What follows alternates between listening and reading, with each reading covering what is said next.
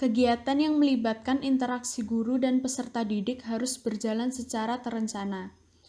Perencanaan ini perlu dilakukan oleh guru sebelum proses pembelajaran dimulai. Dengan adanya perencanaan yang baik, maka guru akan dapat menentukan tentang hal-hal apa saja yang harus dilakukan selama proses pembelajaran berlangsung, sehingga guru dan peserta didik dapat mencapai tujuan pembelajaran yang telah ditetapkan sebelumnya. Paragraf di atas merupakan paragraf yang baik dan benar.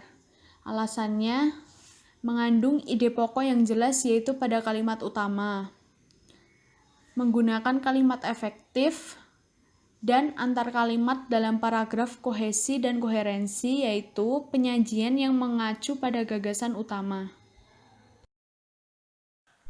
Model pembelajaran discovery adalah model pembelajaran yang mengupayakan proses pemerolehan pengetahuan bagi peserta didik yang diupayakan oleh peserta didik itu sendiri. Dalam model pembelajaran ini, guru membimbing aktivitas yang mengutamakan pada adanya penemuan konsep dan prinsip suatu materi oleh peserta didik. Peran guru dalam model pembelajaran ini adalah sebagai pembimbing yang memberikan kebebasan kepada peserta didik untuk belajar secara aktif. Guru tidak memberikan materi selayaknya seperti yang umum ditemukan dalam metode ceramah, namun memberikan kesempatan kepada peserta didik untuk mengumpulkan pengetahuan dan informasinya sendiri dari mulai awal hingga akhir. Pada akhirnya, peserta didik memiliki kesimpulannya sendiri tentang materi yang sedang dipelajarinya. Paragraf tersebut merupakan paragraf yang benar karena mengandung ide pokok yang tertera sangat jelas, yaitu model pembelajaran discovery ini lebih mengutamakan belajar mandiri tanpa diberikan materi seperti ceramah oleh guru. Kemudian, siswa mencari materi itu dan menyimpulkannya sendiri. Kalimat yang digunakan merupakan kalimat efektif. Paragraf sudah disusun secara kohesi atau padu dan koherensi atau serasi karena kalimat satu dengan kalimat lain yang membentuk sebuah paragraf sudah berhubungan secara baik.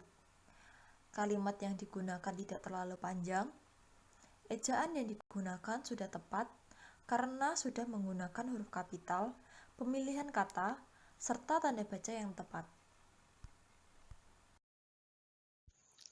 Observasi dilakukan oleh peneliti, mengacu pada lembar observasi yang telah disusun.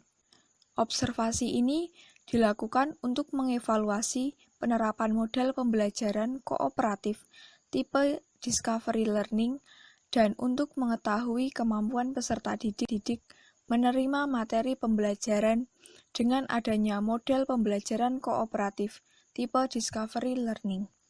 Peneliti melakukan penilaian terhadap peserta didik selama kegiatan pembelajaran yang meliputi kemampuan bekerja sama dalam belajar kelompok dan kerja kelompok, kemampuan bertanya atau mengeluarkan pendapat, dan kemampuan menjawab pertanyaan.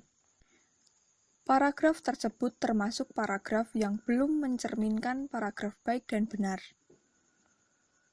Alasannya, paragraf mengandung ide pokok yang kurang jelas.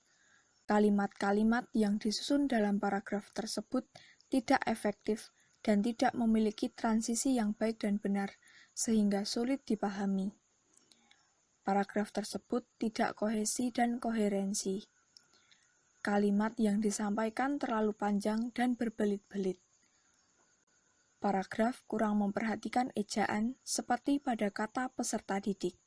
Seharusnya tidak menggunakan huruf kapital pada awal kata tersebut. Pada pelaksana tindakan pada siklus 2, peneliti memperbaiki kekurangan yang terjadi pada siklus 1. Adapun kelemahan dan kelebihan yang terjadi pada siklus 1, diharapkan dapat mengalami peningkatan pada siklus 2. Pada tahap ini, peneliti merencanakan rancangan tindakan yang akan dilaksanakan pada tanggal 6 Mei 2017. Paragraf di atas merupakan paragraf yang salah. Alasannya, kesalahan penulisan pelaksana seharusnya pelaksanaan. Pada siklus 1 dan siklus 2, adanya perbedaan penulisan bilangan. Pada siklus 1, ditulis menggunakan angka, dan pada siklus 2 menggunakan huruf Romawi. Seharusnya, pada siklus 1 dan siklus 2 itu diselaraskan, entah menggunakan huruf Romawi ataupun angka. Selain itu, terjadi pemborosan kata pada, sehingga kalimat menjadi tidak efektif, tidak memiliki depok yang jelas, tidak ada keselarasan antar kalimat sehingga sulit untuk dipahami.